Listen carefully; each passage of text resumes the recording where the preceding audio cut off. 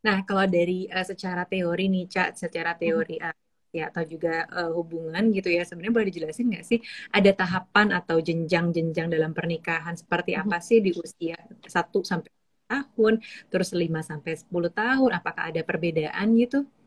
Mhm. Oke, kalau dari ini aku juga masih belajar ya, karena Hmm. aku juga menikah belum sampai lama-lama banget gitu. Aku juga masih belajar terus. Dengan kita ngobrolin ini, disclaimer dulu, bukan berarti pernikahan aku paling sempurna. Bukan Mhm. berarti ada such thing as pernikahan yang sempurna. Pasti akan ada masalahnya sendiri-sendiri. Tapi stage-stage ini tuh hanya apa ya? Mungkin lebih ke arah secara umumnya Mhm. biasanya melewati stage ini. Tapi kalau misalkan tahun-tahunnya sendiri, mungkin beda-beda tiap orang. Karena biasanya setiap proses orang, misalkan kayak proses berduka, proses perkembangan, dan semua proses, apalagi yang melibatkan dua orang gitu ya, itu bisa jadi muter-muter, bisa jadi bolak-balik, bisa jadi stuck di satu fase yang cukup lama, habis itu maju ke depan, atau ngelongkapin fase itu bisa jadi gitu. Jadi Mhm. mungkin kalau per tahunnya setiap orang akan beda-beda, tapi kurang Mhm. lebih yang aku baca itu ada tujuh tahapan. Jadi Mhm. yang pertama tahapan itu tahapan passion, Mhm. dimana masih honeymoon phase, masih cinta-cintanya, kayak ada yang nyetrum nih di otak setiap ketemu, rasanya pengen berduaan terus, rasanya pengen sama-sama terus, dan itu biasanya yang bikin orang juga jadi mau menikah gitu ya, karena ada rasa cinta, ada rasa ketertarikan satu sama lain yang cukup kuat. Mungkin kalau misalkan mau dibilangin waktunya mungkin bisa 1 sampai 2 tahun mungkin, tapi balik lagi tiap pasangan pasti beda-beda, apa namanya, journey-nya pasti beda-beda. Tapi dari situ biasanya majunya ke tahap yang kedua, yaitu realization. Jadi kesadaran nih, baru menyadari, oh ternyata pasanganku tuh manusia juga ya, yang sebelumnya nih di tahap passion nih masih kayak pasanganku adalah dewa gitu, yang paling sempurna, semuanya terbaik untuk saya, dan saya selalu ingin dekat sama dia. Ternyata pas fase ada realization, ada kesadaran kayak, oh ternyata dia manusia biasa ya, oh ternyata dia bisa nggak nyuci baju ya gitu, oh Mhm. ternyata dia kalau kalau dari dekat ada jerawatnya ya gitu, atau oh ternyata dia kalau abis dari kamar mandi nggak ditutup lagi pintunya gitu. Hal-hal kayak gitu tuh biasanya akan ada konflik-konflik kecil, karena kita menyadari kalau kok ternyata dia nggak sesempurna di tahap sebelumnya ya. Kok ada sesuatu yang saya pikir dia terbaik dan segala macam, ternyata udah menjalani apa ya, kebersamaan yang cukup intens gitu, ternyata oh ternyata berbeda, ternyata saya orang yang berbeda sama pasangan saya, dan ternyata dia nggak segitunya sempurna ataupun segitunya cocok sama saya. Biasanya di tahap itu yang paling penting adalah empati dan komunikasi yang asertif, karena itu akan menjadi dasar untuk selanjutnya gitu. Karena dengan kita bisa mendengarkan apa yang kira-kira dia sebenarnya butuhkan, kita juga bisa mengkomunikasikan kebutuhan kita dengan baik. Itu biasanya bisa jadi dasar untuk konflik-konflik seterusnya bisa lebih ditangani dengan lebih baik gitu. Habis dari tahap realization, ada yang namanya tahap rebellion. Atau apa ya? Rebellion apa ya bahasa Indonesianya yang paling cocok ya? Aku dari tadi lagi bingung nih nyari bahasa Indonesia. Rebellion apa ya? Pemberontakan gitu ya? Iya, sebenarnya nggak berontak juga ya. Udah mulai berani gitu ya. Iya Udah kali nggak. ya, untuk Uh-uh. ya udah mulai berani gitu. Ternyata di fase ini tuh saya baru sadar bahwa saya tuh punya kebutuhan mengejar karir saya loh. Saya kangen sama Hmm. teman-teman saya gitu. Um, saya tuh punya keinginan yang berbeda nih sama pasangan saya. Terus ini gimana nih? Kok rasanya jadi saya paling benar, dia pasti salah gitu.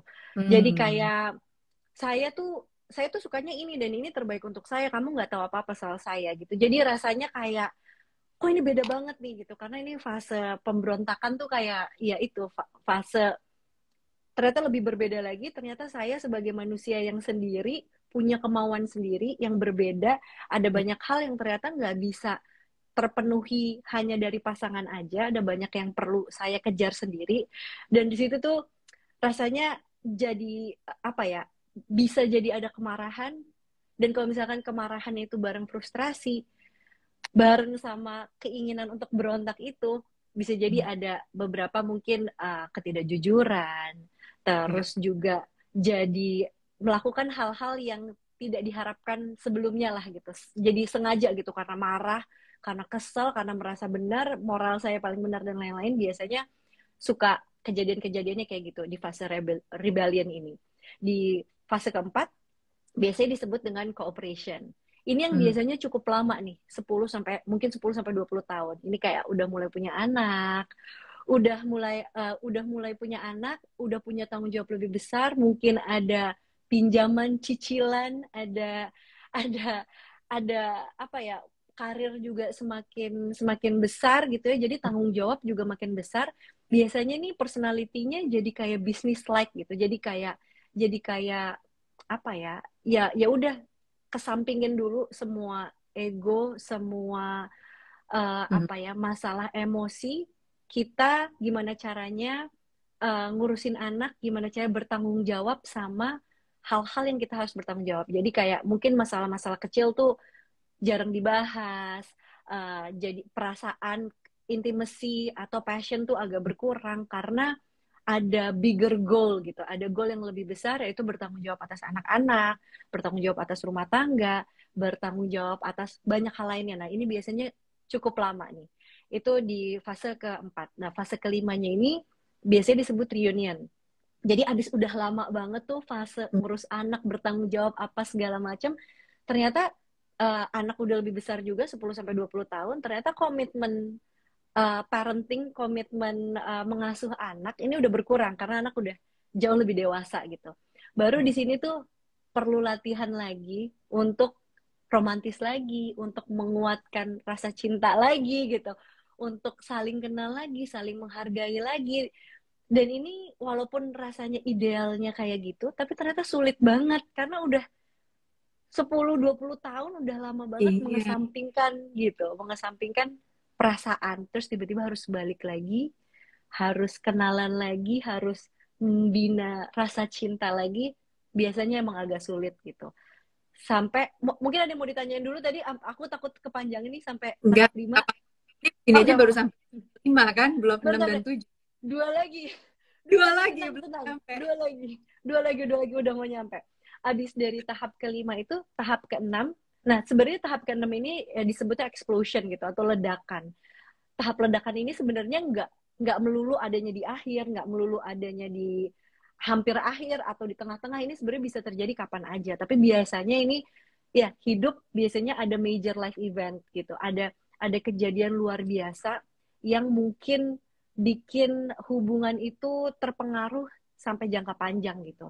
Dan ini biasanya hal-hal berat, misalkan ada bisa jadi perselingkuhan, bisa jadi ada masalah keluarga yang besar, bisa jadi hampir terjadi perceraian, bisa bisa bencana, bisa masalah anak dan segala macam. Tapi di sini tuh bener-bener bikin apa ya, bikin gemeter gitu, kayak life shaking events yang bener-bener kejadian-kejadian luar biasa yang bisa mempengaruhi hubungan. Tapi sebenarnya kuncinya di sini adalah gimana caranya kita bisa tetap tenang melewati itu semua dan tetap jaga diri biar biar sehat dan juga ngebalancein rasa beratnya melewati hal-hal tersebut gitu. Biar jadi fokus sebenarnya ketika ada explosion ini sebenarnya fokusnya tuh ke diri sendiri, gimana kita membenahi diri sendiri saat lagi ada masalah besar, bukan hanya membenahi masalah hubungan gitu. Karena hubungan itu akan bisa lebih baik kita pikirkan kalau kitanya sendiri udah bisa menenangkan diri. Itu masa-masa explosion ini pasti akan berat gitu ya, karena ini emang sesuatu yang luar biasa. Dari situ baru nih perkenalan stage atau tahapan yang terakhir, stage 7, biasanya disebutnya completion. Itu tuh itu sebenarnya maintenance sih, kayak uh, maintenance untuk menjaga hubungan, benar-benar udah lebih banyakin toleransi, banyakin kenalan satu sama lain yang lebih dalam lagi. Biasanya nih kayak orang-orang yang udah lebih tua udah tahu nih, oh kalau misalkan pasangan saya gini, saya harus ngapain dan ya nggak apa-apa juga gitu.